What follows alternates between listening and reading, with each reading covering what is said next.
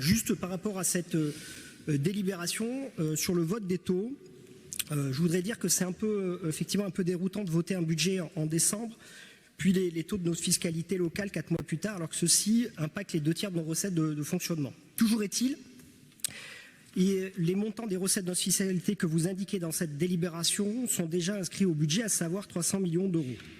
Nous tenons à souligner que lorsque vous avez l'an dernier décidé d'augmenter la taxe foncière à Bordeaux, vous projetiez des recettes fiscales en 2024 pour un montant de 298,2 millions d'euros.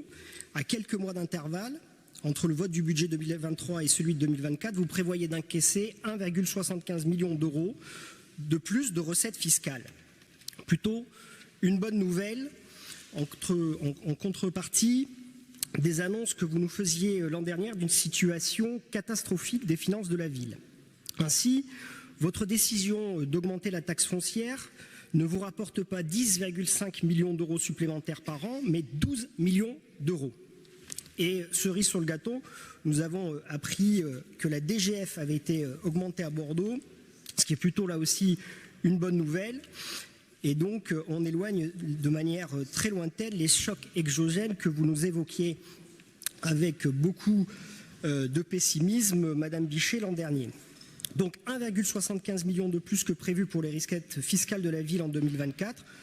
Nous faisons un peu de teasing pour les prochains épisodes des mois de juin et juillet. D'autres bonnes surprises à venir, je pense notamment avec toutes les augmentations de tarification des services de la ville qui généreront sans aucun doute des recettes supplémentaires.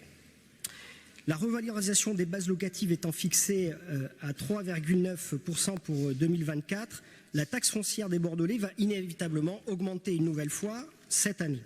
Nous vous demandons donc, à travers cet amendement, de fixer le taux communal de 48,48 à 48,13, ce qui correspond à une baisse de collecte équivalent aux 1,75 million d'euros que vous avez obtenu en recettes additionnelle en 2024 et atténuer ainsi l'effet de la hausse des bases locatives de 3,9 à 3,1%.